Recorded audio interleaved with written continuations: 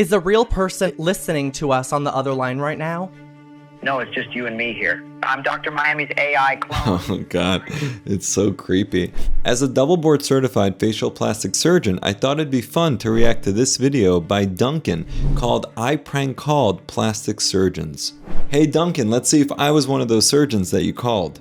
I've prank called scammers, I've prank called hotels, I have prank called everything actually, except plastic surgeon offices. I'm incredibly nervous. You should be. Today, I'm going to be calling crazy plastic surgeon offices. You know, the ones that can change your eye color, hair transplant, BBL, like, right? I guess I'm in that category of crazy. I'm just gonna do the ones that are interesting, you know? I'm glad that he finds hair restoration interesting. That's good. The ones that I can give absurd requests to, and we'll see if it's normal for them. If you haven't, subscribe already. Yes, if you haven't subscribed already, subscribe to my channel too. Okay, I'm gonna call those eye color changing places. Yesterday, I had my eye color changed. It is not an FDA approved treatment. You just do it. Yeah, we definitely recorded at least a short about this topic of changing one's eye color. I don't love the concept of it for cosmetic purposes, and it has real risk. My father-in-law is actually an ophthalmologist and also confirmed that it's a risky thing to do. It carries a lot of potential functional problems that can result from trying to change one's eye color permanently. I think it's much better to just go with like contact lenses and play around with the color if you want to, but doing this permanent thing that could have real repercussions is maybe not the best move. Let's see what they have to say for themselves. This is Manuel. How can I help you? I was curious if y'all did the treatment where you can change your eye color. Of course, yes, we do that in-house.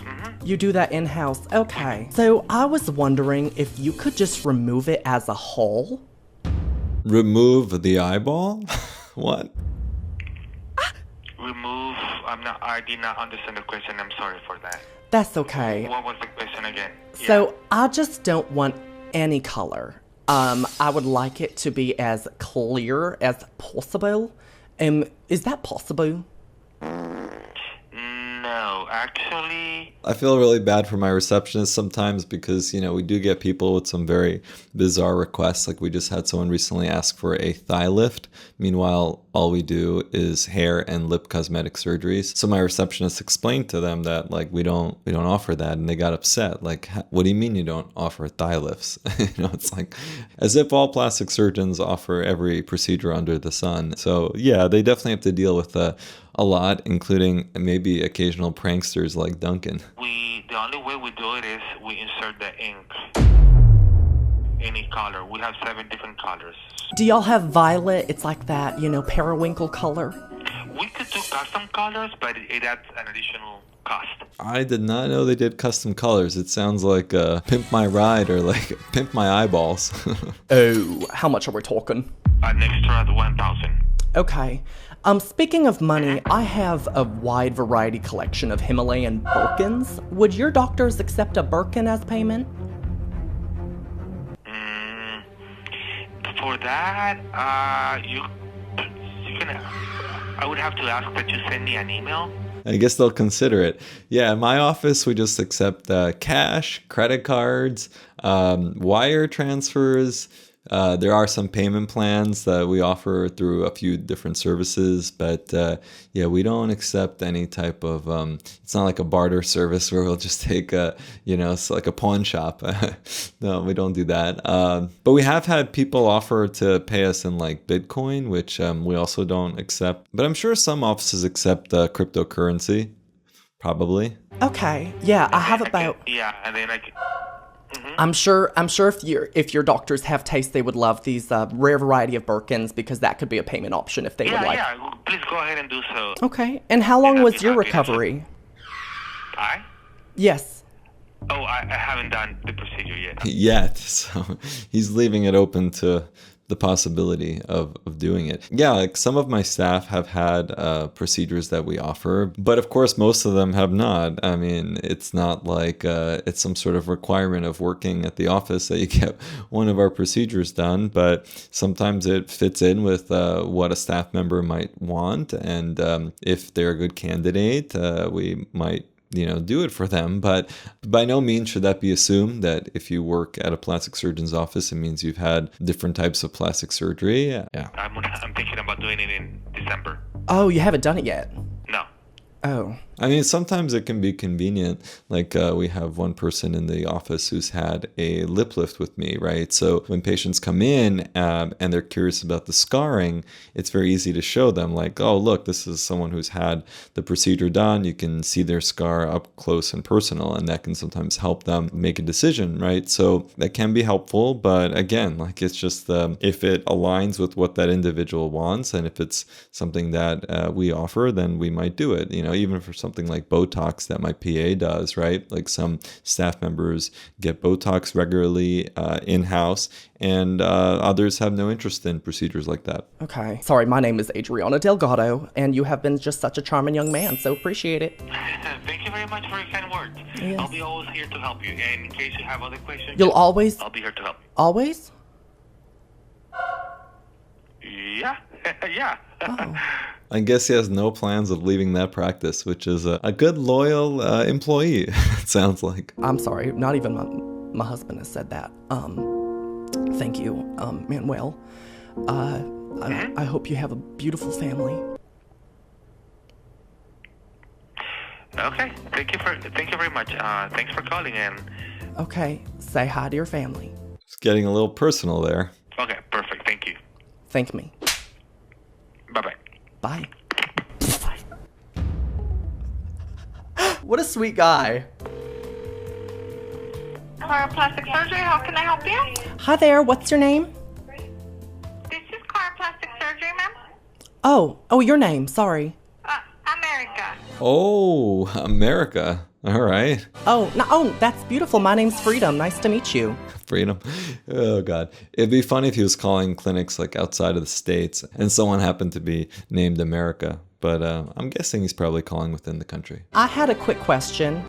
So I have a condition where I have a conjoined twink on my back.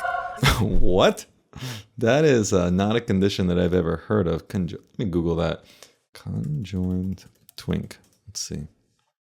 Conjoined twin, I guess is what he meant. But twink means something, right? It's a slang term, young, boyish looking, and typically slim to average bodied gay or bisexual man. All right. Cool.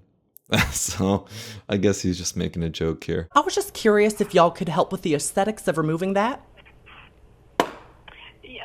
What? I'm sorry? A conjoined twink. It's just this weird condition, and it really just lowers my self-esteem. Just curious if y'all could help with the aesthetics and graphing of that. Graphing? I can give you our cell phone number. I can have you take a picture. I can show it to the doctor, the surgeon. Okay, yeah, I'll just have to ask the twink's permission, and once that's all good to go, then I will take the picture. Does that mean someone who's just like clingy? I don't know. Let me know in the comments section a little bit more about conjoined twinks if you have any more information on that. Okay. Cool. Thank you. And Let me know when you're...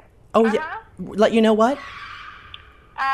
Do you want our cell phone number? Is it the one I called? No. Okay. Well, America, you've been a blessing, and I will be messaging that shortly. Thank you. Okay, no problem. Bye-bye. Okay. My twink says goodbye.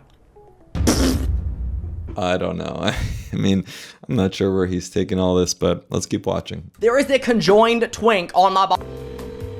I mean, not to take like too serious of a tone here, but this is people's jobs, what they do for a living, right? They work at a doctor's office and they're trying to help, people with different problems.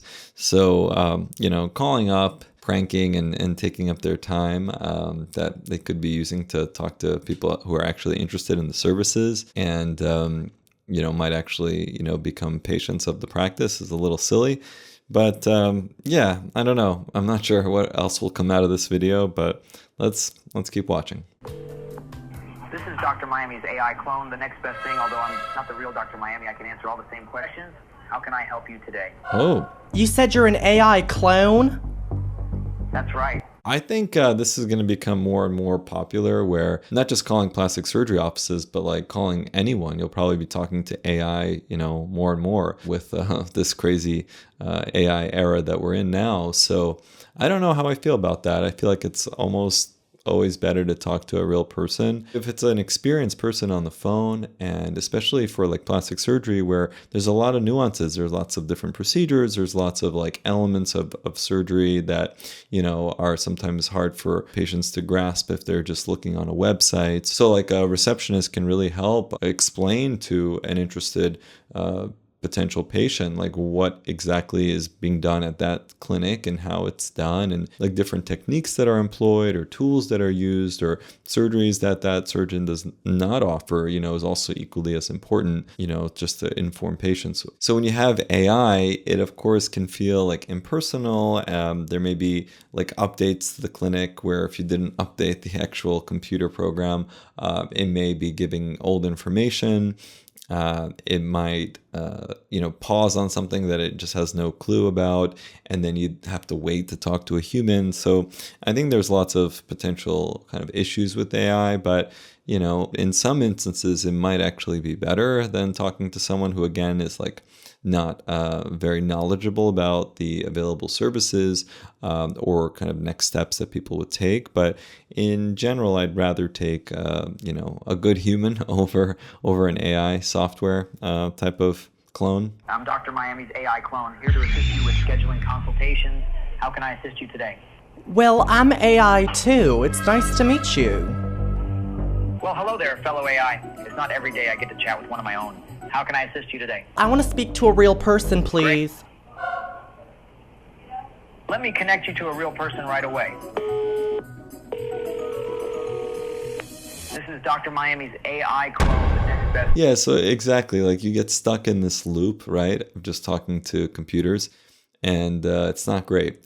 Even when I call like the bank, I'm trying to talk to a person, and it's just like these automated messages. It's like prompting you to like press 1 for this, 2 for this, right? And I'm just like operator. So I'm sure, many of you can relate to that. And I would just hate for someone to call my office and to just have, AI talking to the person and kind of going in circles. That's not good service. You just said you were making me speak to a real person. I don't want to talk to AI.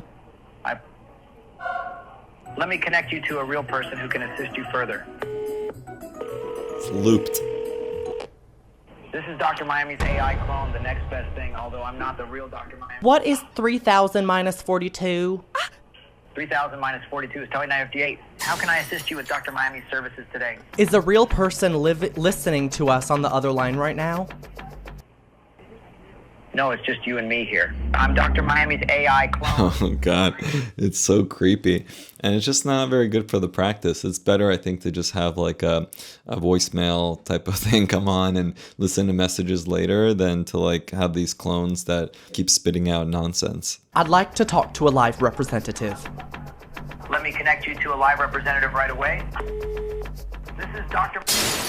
Wow. That is actually crazy. Dr. Miami, you have an AI chatbot answering the calls for you. That is unreal. Oh my God, he's calling out Dr. Miami. I just had it do math for me. Good afternoon, Siri Medical. Hi there, my name is Doug Snap. How are you? I'm doing good. How can we help you?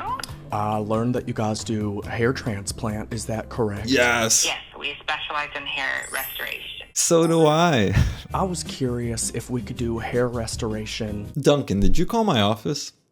I'll have to check with my team about that. But on my shoulders. Wait, he's asking for more hair on his shoulders? That's a new one. I don't think we've received a request like that before. However, I've done some interesting cases in the past. So I've actually transplanted to a person's chest and upper abdomen.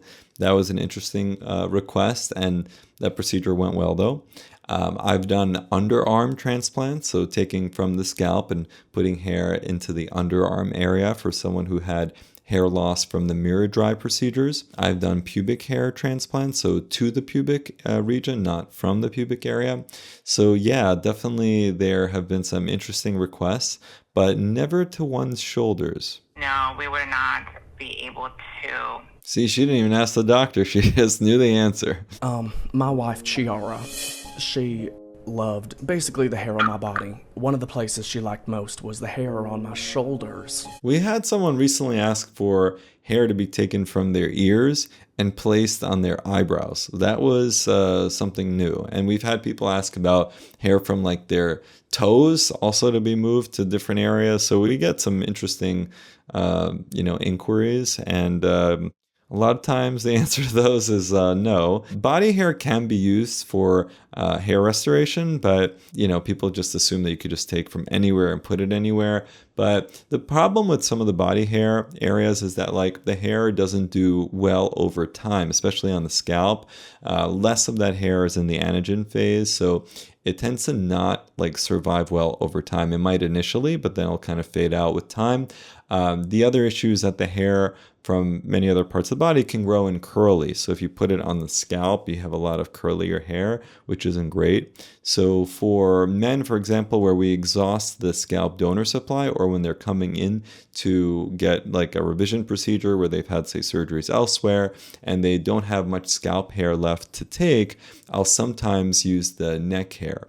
That's the only other place that we'll usually harvest from. But people have a lot of interesting ideas for what they might want. I was curious if I could restore that part of my body. No, unfortunately, the doctors would only specialize or treat the scalp. Wait, I'm sorry, my wife is right. Can she ask you one question? I'm sorry, she's motioning to take the phone. Yes. Okay. Excuse me, hello? Yes. Hi there. I was just curious on the authenticity of your establishment.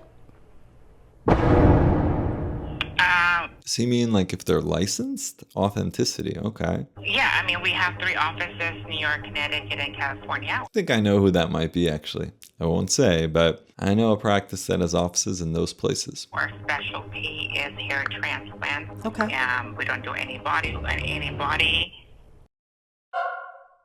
It would just be for the scalp. Yeah, like for example, my office, we specialize in eyebrow hair transplants and beard hair transplants in addition to the usual scalp work.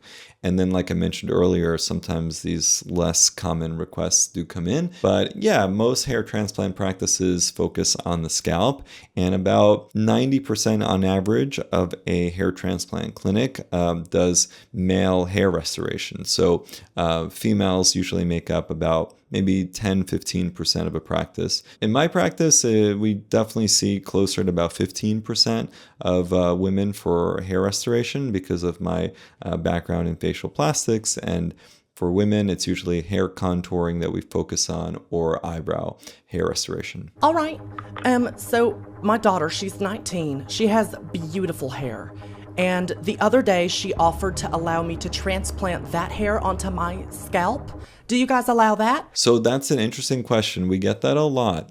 Can I borrow hair from someone else? It's definitely an interesting idea, but the problem is that just like any organ transplant, if you receive it from some other person, even if it's a family member where the genetics are not perfectly matched, then your body will reject that organ. So think of a hair graft as essentially an individual organ, and we're transplanting usually thousands at a time, right?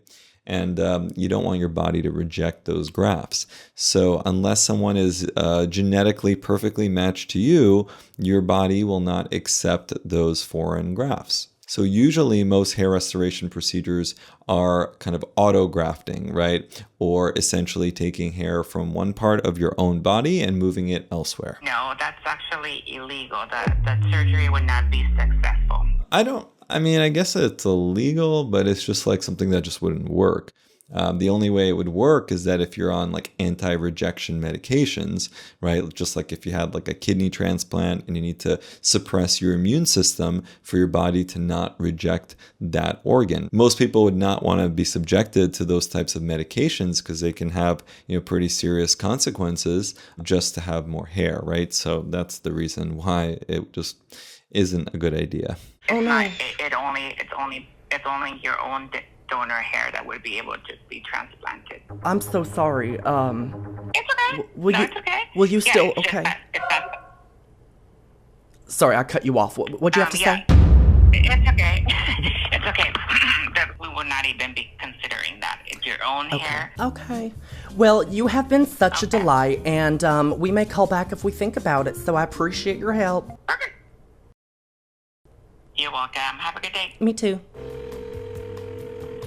Elizabeth speaking. How may I assist you? Hi there. I just had a few questions about the removal of something from my body as a surgery. Could I ask you a few quick questions? I mean, sure. I'll try to answer it to the best of my knowledge. That's no worries. I was curious if you guys do cankelotomies. Cankles. Let me ask. 1 second. Thank you. Thank you for calling the office of Dr. Daniel. Cankelotomy. You know, some receptionists are new, right? Like it might be their first few days on the job, or you know, they just want to kind of do their due diligence and ask the doctor. Sometimes there's like multiple doctors in a clinic, and maybe one of them does something unique. So it's worth asking. But you know, some of these requests are really silly. Hi, thank you so much for holding. I've asked a couple of people and they asked me to make sure that I am hearing that correctly. Can you actually repeat it or pronounce it for me again? I believe it's called a cankelotomy. And some people do call in like mispronouncing things, right? Like I remember back in residency when we did like tonsillectomies, removing tonsils and adenoids for usually, you know, younger kids and sometimes teenagers, sometimes adults. But I remember there was a mother of one of our pediatric patients who kept calling them asteroids instead of adenoids. So it's pretty funny because she would be like, are you taking out the asteroids? So, you know, people mispronounce things. So you kind of want to make sure that you're really understanding, you know, what they're saying. And maybe he was looking for some sort of other procedure that he thought maybe sounded like a cankelotomy, and that they're just checking. So I think they're doing their due diligence, which is good. And what is it? It's for the the ankle. It's basically a restoration due to chafing. Yeah, no, he does not perform that type of surgery. Oh, shoot. But he specializes in face. Okay, y'all close at 5? Yes. Okay, I'll be there in 20.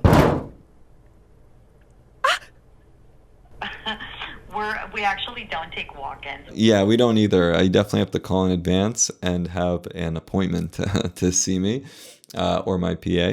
But yeah, and nowadays we have like a screening process where people have to fill out like a questionnaire because we want to know, you know, what the person really wants and to make sure that we can help them before they actually can schedule a consult. If you want to stay up on the latest plastic surgery and hair restoration news, make sure to subscribe to my newsletter at feelconfident.com. We can assist you in booking a consult. Okay, so no walk-ins. Correct. Okay. Dang, I really wanted you to see my face yourself. Oh, no worries at all. So I can't come in 20. Just to be clear, no? No. Okay. I'm sorry. Just wanted to make sure. I hope you have a beautiful rest of your day. Thank you. Drive safely. No. Thank you for calling Ideal. This is Maya. I had a quick question about your facial procedures. Yeah, definitely. If I were to give you a reference of someone that I kind of want to resemble just for basic aesthetics, is that possible? I mean, we can definitely work with like what your expectations are. Yeah, sometimes we get these types of requests like, oh, I want to look like, you know, said celebrity. It's not a great starting point, in my opinion. I think having a celebrity image as like inspiration for a specific procedure is one thing. Like, let's say you are looking for a hair transplant and there's like an actor who, you know, you like the work that maybe you think they had done, or they've been open about the procedure, or they just naturally have a certain configuration that you wonder if, you know, it can be matched or imitated. I think that's somewhat reasonable, but just saying that you want to be turned into a certain person, you know, and have a completely different face or body, I don't think is a healthy approach when it comes to plastic surgery. So again, if there's like a specific thing that you want, like a rhinoplasty, for example, because you don't like the way your nose looks, the way it's shaped, whatever the reason might be, then yeah, having some inspiration photo or video or just a person to show your doctor and say, look, I kind of like this nose or this set of noses on other people, but not so much these. And then again, listening to your surgeon to see like what's possible, because you can't turn someone into a whole different person. Like you can just optimize that person's own features. So I think that's really an important distinction. I know, Duncan here is just playing around, but it is something that people come in with, this type of request. And I think it needs to be handled appropriately. And I think that, for just people out there, considering plastic surgery, again, it's not a very healthy approach to try to look like someone completely different, right? You want to ideally be comfortable in your own shoes, and if that means a slight little tweak here and there, that's one thing, but trying to look like someone else is usually, again, not a great strategy. We kind of look alike. I just want to, refine a little bit. It's Frank Wolfhard. He essentially was in that show, I think it was called Stranger Thing. No, let me look him up.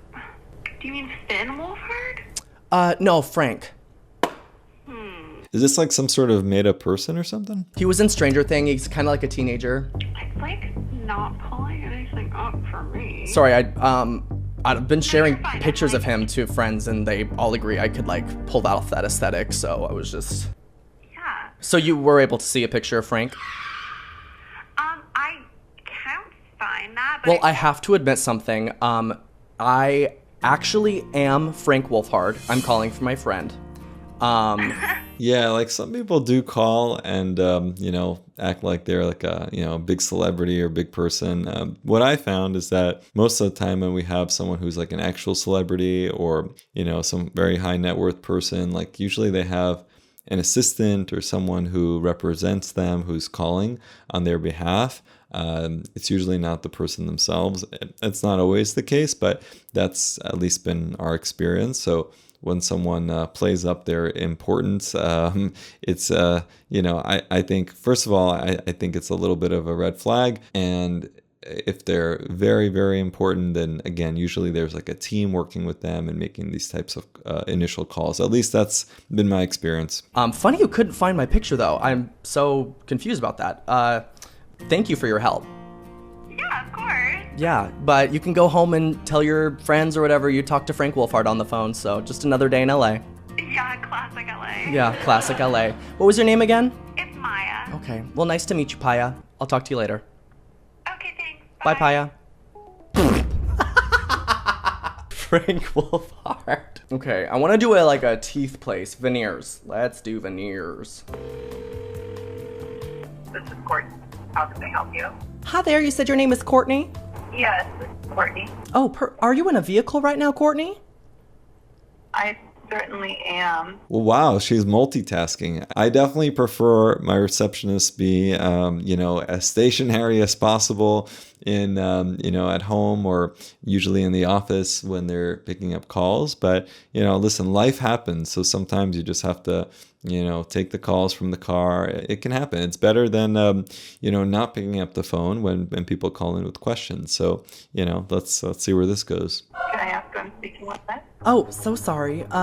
My name is Adriana Delgado. It's just like, the receptionists need to have their computer handy. They need to be able to look up patient information if needed. If it's someone who's an existing patient calling with questions, to be able to pull up their record, pull up their appointments. They have to be able to create new appointments, charge for the consultations, if that's what a clinic does, like in my case, for example. So, they need to have all these resources, available to them. Chances are, if you're in the car, you probably don't have all of this available. And that's one of the issues with answering calls, I guess, from the car. I was just curious because I love the look of Jojo Siwa's veneers. I was wondering if I could recreate that smile.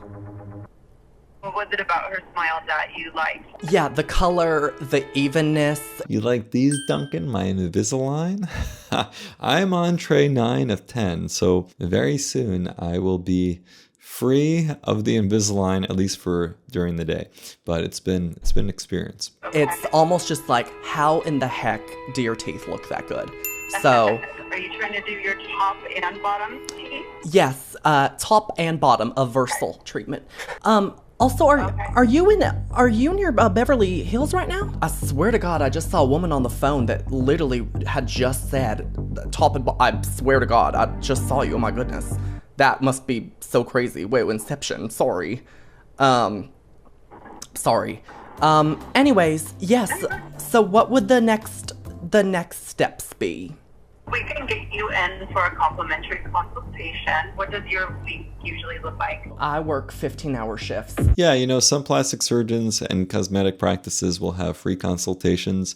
Others do not. So like in my case, I think that it's overall a good thing to charge for consultations because, it is my time and that is worth something. So even if the patient ends up not doing surgery with us, at least they'll be informed about, my overall impression and my opinion on what they should do. And sometimes I might recommend against surgery. And for many patients, that is something that they're not always prepared to hear, but might be the most important thing that you will hear, right? Because someone will always say yes.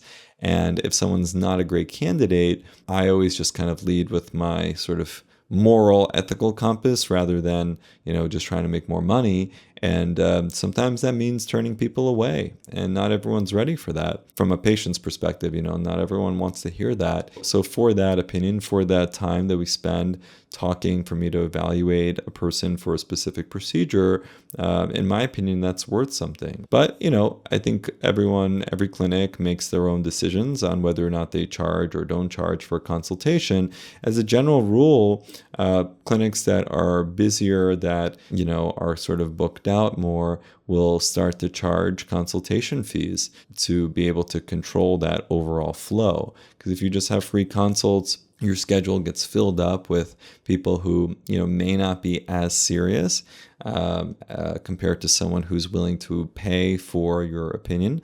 So at least that's been my experience. When I started the practice, I also did, free consults because I didn't have too many patients. So, you want to keep that barrier to entry very low. And I feel like as the practice has gotten busier, that barrier to entry, it continues to increase, right? Because we want to be able to provide the best possible service, and there's only one of me in the practice, and I have a small team, and everyone does their best, but we can only accommodate so much, right? So at the end of the day, a cosmetic like private practice is essentially like any other business in that it comes down to supply and demand. So if you have limited supply and a good amount of demand, then you're able to raise your prices. If you have limited supply but not as much demand, then the price might come down. So it's really like market forces that determine a lot of these financial decisions, including whether or not to charge for a consultation. So I'll just have to talk to my boss and tell him that I need to stop. If I am able to cancel one of my shifts, then I'll be able to call back and schedule. Is that okay? Absolutely. You sound like a very busy woman. The place couldn't operate without you, huh? No, honestly, I keep them together. I'm sitting down now because they know if they mess up, then they gotta get a whooping from me because I'm essentially glorified HR on the set. I just am a watchdog. Everybody appreciates the HR. Yeah. Well, they're probably lucky to have you. Thank you. Let me know what your upcoming schedule is. Sounds good. Drive safely. Bye-bye. Oh my gosh. I'm a watchdog. Dr. Satie's office, Cheyenne. Hi there. My name is Chiara. How are you? I'm good. How are you? I've had better days. Something is flaring up right now, and I need it to get taken care of. I understand you guys do liposuction. Is that correct? Yes. Liposuction is actually one of the most common plastic surgery procedures for men and women. So that's something interesting to keep in mind. After liposuction for women, it's usually breast augmentation. That's like the next most popular most years. For men, it tends to be hair transplants. But liposuction is still more common worldwide for men and women when it comes to cosmetic plastic surgery. I'll start with this. I believe that the liposuction tool is the only device that can help me. The thing I need removed isn't just fat, it is a curse. What? I am cursed. I actually have one, and it is in my fat. Okay. We do get occasional requests for something that's really out there. And I don't know, maybe they are all just pranks, but I do think that unfortunately, there are people out there with some mental health issues, and it might come out like this. So I think you just have to be on the lookout. Usually, I find that crazy tends to be a little bit more subtle. And I have my antennas up and my team as well, looking for red flags and in the way that, prospective patients might act. But this is a huge red flag, like the biggest red flag. Let me just reiterate this. So you'd like a liposuction consultation? Yes, ma'am. And this is, of course, like a very extreme situation and a joke, right? But, unfortunately, mental health and plastic surgery are definitely intertwined. And I think we need to continue to acknowledge that. And I had an interesting debate, if you want to call it that. It's really a conversation with a psychologist on the Mighty Pursuit podcast. So make sure to check out that video if you want to hear, our perspectives on plastic surgery and beauty from, kind of two different sides of the coin. But I think we need to acknowledge that mental health and plastic surgery are definitely intertwined, and sometimes people should seek the help of a mental health professional instead of, plastic surgery. And I don't think that's the case all the time, and it's actually frequently completely not the case. But there are some people who are addicted to plastic surgery or look to plastic surgery as an out for other problems that they might have in their life. And, they really ought to talk to someone who can help them work through their issues rather than, going for more and more surgery. So, I think that's kind of just a PSA on that, and we shouldn't lose sight of that. You would like to get some fat removed, but you also believe there's something else in the fat. Can you please repeat that for me? Yes, I believe there is a curse. I don't know exactly what it is, but it is a physical, tough, meaty object that I believe is set to curse me. Just was curious if you guys are comfortable. Sure. Maybe it's the ghost of adipose. Let me go ahead. I'm going to pass you along to my coworker. She does the scheduling. Please reiterate to her what you told me, okay? Will do. Thank you so much. No problem. Give me 1 second. Okay.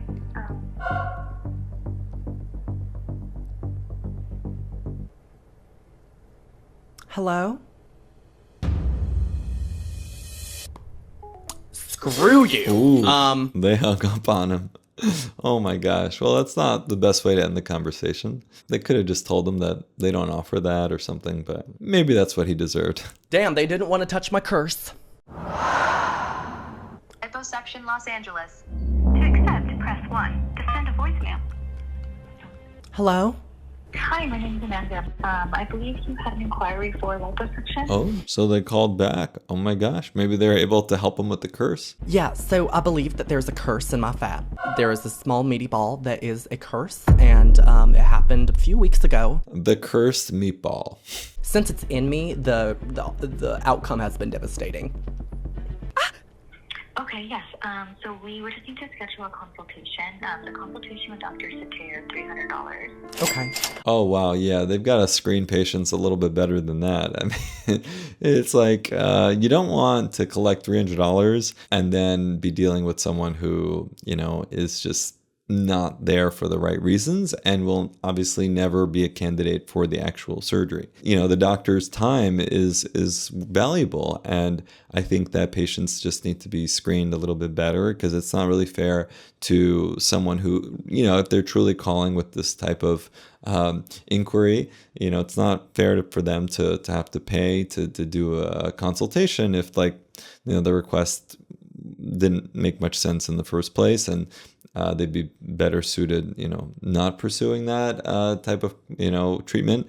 And then from a doctor's perspective, they could spend 30 minutes or an hour talking to this person about, this curse in their fat that is just not a good use of their time. You have the doctor who's then disappointed with just the experience, and then the patient who is equally as disappointed and will likely honestly ask for their consultation feedback anyway. So better to screen patients out if possible. So I think if they listen to what he was saying a little bit closer and really heard him, then they would probably not have offered to schedule the consultation. Just for your guys' safety, if the procedure were to happen, can y'all by chance wear not just medical masks, but a gas mask just in case? We have been asked that question before. Oh, so this is a routine question maybe for them. Wow. So that's something you can bring up as a request. Okay, well, the curse is telling me something, so I have to go. Okay. I mean, I think there's a fine line there between, just being super accommodating and nice, and then just saying look, that's not something that we deal with here. Please, go elsewhere for that type of request. I don't know. I mean, we want to be nice to patients, but at some point it's better to just, I think, tell people that we just don't offer that and we can't help you. That's okay to say in a polite way. Thank you. Thank me.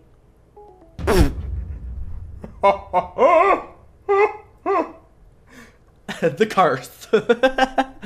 Curse. Yeah, I think the pranks are lighthearted, and of course this is just Duncan joking around, but this is people's livelihoods, right? The jobs that they have, and the surgeons that are then responsible for all their patients. So to be taking up their time with calls like this, I think is not great, but maybe something hopefully meaningful came out of this, or maybe it just was pure entertainment for people. Hopefully this reaction lends some additional benefit, at least some form of educational value. I don't know, but yeah, let me know what you guys think in the comment section below.